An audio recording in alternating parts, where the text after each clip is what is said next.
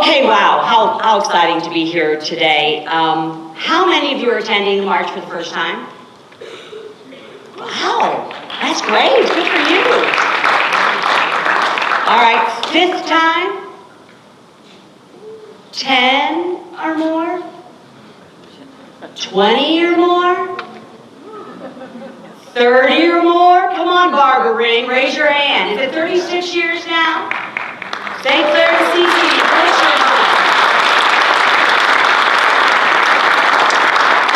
Well, this is me, believe it or not, with a lot of bad hair from the 1980s. This is 27 years ago. I know it because I was pregnant with my second child, Stephen Wagner, and he's 26 now, so I have to know it's for sure 27 years ago. This is not my husband. I know it looks like him. It's his brother, John, okay? But this is me marching, and I'll tell you what, you think that bus ride was tough?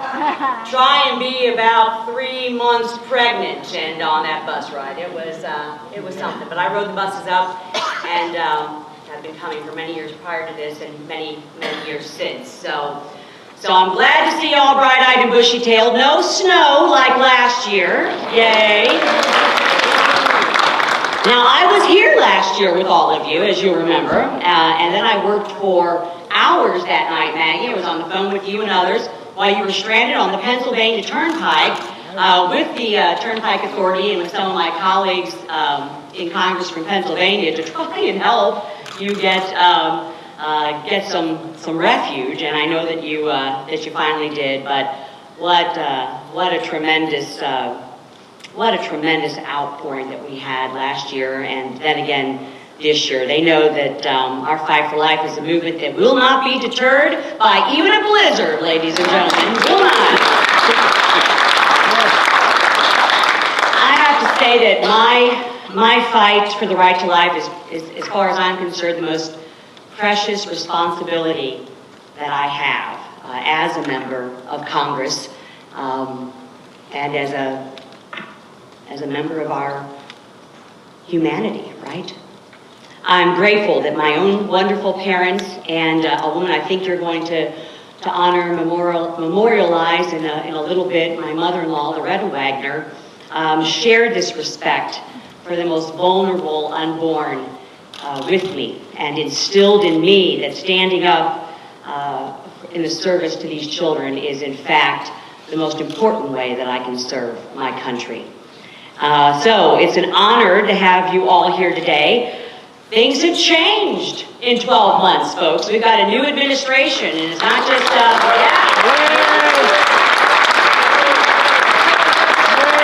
I was with our president yesterday. I actually got to talk to him briefly, and with Vice President Pence, also a huge defender of the unborn and life. We love him. I drove in late last night from Philadelphia to be with you here this morning. I think some of my other colleagues will be trickling in throughout the day. Senator Blunt, I was with him. He sent his very, very, very best regards. But a lot has happened. We finally have an administration that is committed to defending the dignity of life. And I'm happy that one of the very first actions that President Trump took was signing that executive order that taxpayer dollars will not go to fund abortion overseas.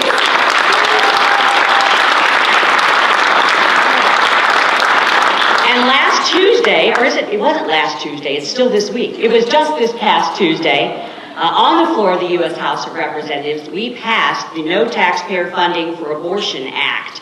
And this is basically what you all know as the Hyde Amendment, right? It's been around for 40 years, but because some of the folks on the other side of the aisle have decided to play political gimmicks with Hyde, we decided we were going to codify it, put it in statute.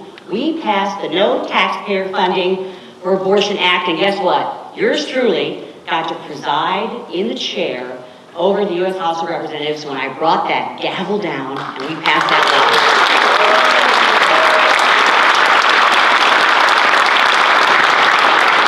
We are on the move. Obviously, no grass is growing under our feet here in Congress, or certainly this administration. And we have begun the process to stop government funding once and for all for Planned Parenthood. Here.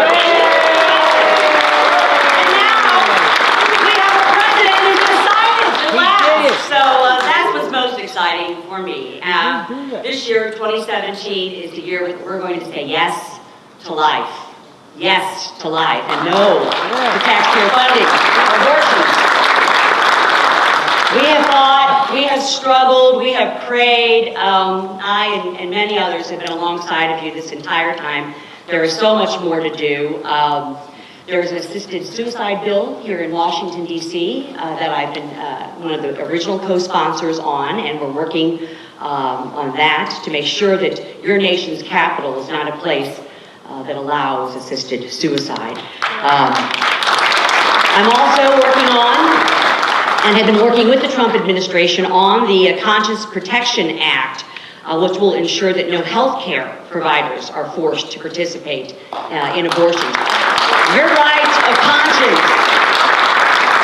is very important and protected. So the Pain-Capable Unborn Child Protection Act, this is to make sure that abortions are absolutely, completely illegal after the 20 weeks, which is at the moment when a child feels pain. We, of course, think that that life is precious from the very moment of conception. But the Pain-Capable bill is a first start, so I'm proud to be sponsoring that. That's exciting, coming forward. There are so many different pieces of legislation that we're working on. I'm going to step aside here and say that it is exciting. A new day has definitely dawned, and to be with all of you today, to march once again in Washington. I hope, Barbara Ring, that this will be the last year that you have to do it, but our struggle continues. I am lifted by the young people that I see in this march every single year. It is, it's what gives us strength and what gives us hope. So this is about you and your future and all of the millions of precious angels that we all defend. So I fight for the day when abortion is not just illegal, but it's unthinkable.